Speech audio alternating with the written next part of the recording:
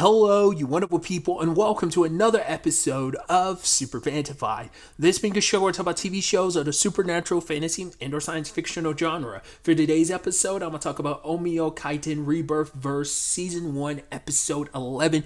Great episode. A lot of really interesting things went down in this episode, so let's break it down. So we're immediately picking up where the last episode left off. And for Takeru, it's like, why is everyone cheering for Tsukimiya? And I think I'd thrown this out there as a suggestion of like, I think Tsukimiya basically took what Takeru was telling Seme to do to tell people the truth and they'd be on your side. Well, Tsukimiya flipped the script and told people instead in this world, and now she's seen as the hero. But I was wondering how that was going to work, because I was like, you're jumping into this world in like the middle of things, so like how did you even square that away, and how'd you get people like on your side?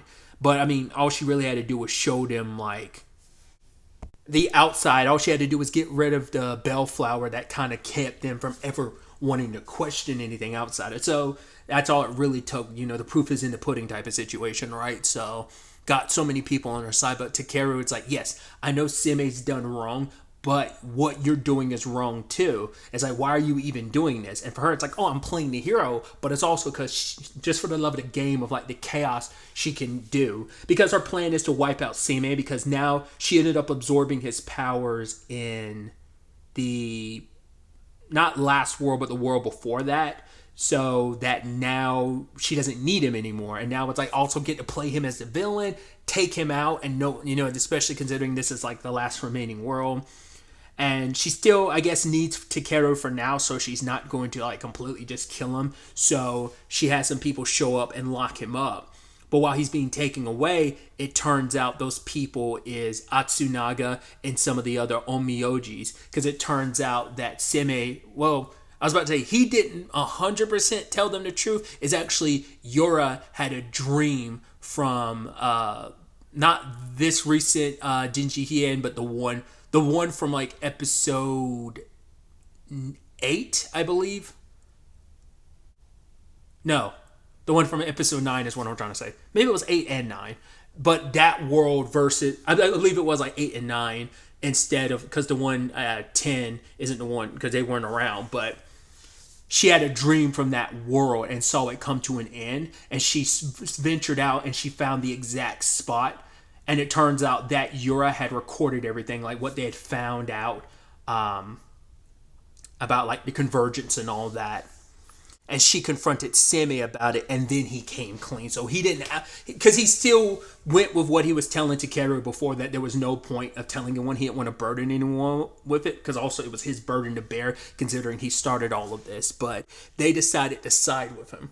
I should also note that Takeru was like, oh, Atsunaga, I'm so glad. He's like, oh, wait, you probably don't know who I am. He's like, no, I remember you, Takeru, and shows him the thing that Takeru gave him from Tsukimiya. Someone would have to correct me, because I believe this is the 6th Denji Heian-kyo that Takeru's been in the entire series. And this Atsunaga, and I believe the Yura as well, are from the 2nd Denji Heian. I believe the Denji Heian-kyo he was in from episode 2 to episode 4. I believe that was the 2nd Denji Heian-kyo, and I believe that's the one, because that's the one he got the closest to everybody in, I believe, if I'm not mistaken. It might also be the one he spent the most time in, time frame wise as well as episode wise, but I once again, I could be completely wrong in all of this. But it's interesting to think about, because I thought that was kind of a neat twist where it's like, oh yeah, they ended up winning the Centennial Pandemonium. They are the last surviving world in the aftermath of all of this. And I guess it just never crossed my mind to even think that Takeru would ever end up in a world he was in previously, because most likely, or definitely, most if not all those worlds are dead at this point in time that he's been in previously. Well, considering this is the only one left, definitely, but like, you know, the world he was in the first episode, like that continued on until it lost his Centennial Pandemonium. But yeah, like for him to circle back to like the world he technically spent the longest amount of time in, That also makes sense why they were able to, like, Tsukimiya was able to sway everything, because she already existed in this world. I mean, she did technically in every other world, but like, this is a world she could easily jump in the middle of and show them everything too. Especially, well, I don't know if the general public knows that this is the final world amongst the places that Sime made. Definitely the Onmyoji know that, but still. I mean, for them, this is a very complicated thing because they looked up to Seme, but it's still the thing of he did something terrible and he asked for their help. It's like, I need your guys' help to see this through, because they're willing to fight with him. It's like, we're going to like try and see this through. But the only way they're going to be able to end this is if they can find the Great Time Bird. And they were close to finding it back in the two Denji Heian-kyo's, those two Denji Heian-kyos ago. Like I said, the one from like maybe 8 and 9 is that world. That's why Tsukimiya had him destroy the towers, because she was trying to destroy the subspace that would have allowed them to track the Great Time Bird. And so they have to try and recreate that, because fortunately, because of the whole system of how Sime handles those worlds where he like passes on the knowledge and technology to like the other worlds, they have all that. So they need to basically take time to build up this subspace again to track the Great Time Bird. Problem is, like, they're limited on time because Sime is trying his hardest to fight against Tsukimiya, but he's losing. Not only does she have her powers, but she has his powers stacked on top of that. Plus, she's invincible in a way. And obviously, Takeru doesn't want to leave Sime to die. And the others are like, no, we have no choice. He was willing to sacrifice himself. But at the end of the day, Takeru's like, nah, like, they in particular want to protect you, and I want to see this through too. I'm not going to just let you die. So together, both of them board a Shikigami. So it's like so interesting to see these two out of anyone together. And obviously the Shikigami obviously reflecting a little more of Takeru, but no matter what they do against Tsukimiya, she comes out on top because the Great Time Bird is erasing anything that could potentially kill her. So there's nothing that, anything that can lead to a future where she gets hurt or killed, it stops it from happening. So it seems like she's practically invincible until, like, because of Takeru's power, and I think because of his circumstances, it allowed him to kind of break that, which we'll get to in a bit later. Funny enough, the thing that you used him for and needed him for ended up kind of being the thing that can be used to kind of be your undoing. So they got one solid hit in, but the problem is she's like, yo, that one hit isn't enough. Uses all the power she gathered and destroy the Shikigami, and basically explains everything about what she's done up until this point. She explains that how the Great Time Bird works. She says it's basically a safety net, a safety device, that basically it anchors itself to the future she's from, because it's meant to be a thing of she's always having like a, I guess a ripcord that will always like jettison her back to the future she's from. It basically locked that time period, because we find out, to no someone's surprise, it turns out she is in fact the one that basically killed everyone on the moon. Like I said, it was just, they went out of the way to not show her identity. So even that very episode, I was like, it could be Tsukimiya. There might be some more darkness to her. I'd even said like maybe she's a little more like Seme, and lo and behold, it all played out exactly like that. But I had my doubts even in that episode when she told that backstory. I was like, they're going through too much trouble to hide your identity. Like, why would they do that? Especially this late in the anime, unless it's for that big twist to be like, yeah, Tsukimiya is kind of evil. I try to keep giving her the benefit of the doubt of saying like maybe like her mind being structured the way it is, like her mind basically being split from all of a single mind being split amongst those hundreds of versions of herself across like these parallel worlds, drove her crazy. She was already crazy. That just sent her down the rabbit hole even deeper, essentially. Because what it started with is like the reality she grew up in. She told like some of the truth about what that world was, worked her way up to being an engineer just to kind of make changes and make a better life for herself. She looked up history even though they're not supposed to, and she saw Heian-kyo and saw that type of life, and she loved it and became obsessed with it and wanted to go there. So she created a Great Time Bird, which, like I said, was supposed to be her anchor back to this reality, but also she wanted to go there, to live that life and experience. And it's, considering the life she led, it makes a lot of sense, So she ends up killing everyone, locking that time frame and anchoring herself there as she like transported her mind / consciousness to the past. But the problem is she wasn't, aware of what Semi was up to, because for Semi it's like, wait, so that means Kunihito, his death, like you're the one that set that in motion, because the whole point is by locking that future, the great time bird makes it so that nothing can ever be altered timeline wise that would lead to a different future than the one she's from. It's always about ensuring that that future still happens, because I'm sure like from a time frame wise it would probably create a paradox in that whole thing, and she'd probably disappear because it would like erase that future and make it so that she becomes untethered and yada yada yada, so on and so forth. So I'm sure that's probably how that would work. But she also points out, she's like it's also you played a role in this too by splitting the different, creating the parallel worlds.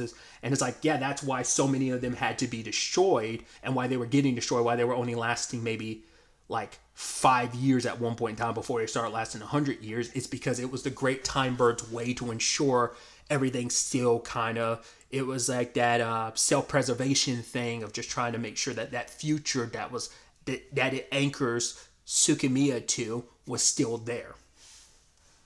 So they both played their own roles and everything. So the death and destruction isn't just on her. It's, unintentionally him trying to create parallel worlds for limitless potential and stuff like that is also a reason why already like the world's because he created that like the world's battling it out because the world started dying after 5 years, right? So it's like it all plays into itself. Both hands played a role in the state of things currently. But her plan is that she wants to keep things going forever. Like, she wants to basically hijack the world widow and keep it going because it's so much fun, and basically the world she gets to live in and kind of rule her own way. But she doesn't need Seme nor Takeru anymore. And she actually kind of finally explains what role he played in this. Like, him coming here, like, because he's like, this isn't the Tsukimiya I knew, the one I loved. And she's like, all right, let me explain this to you.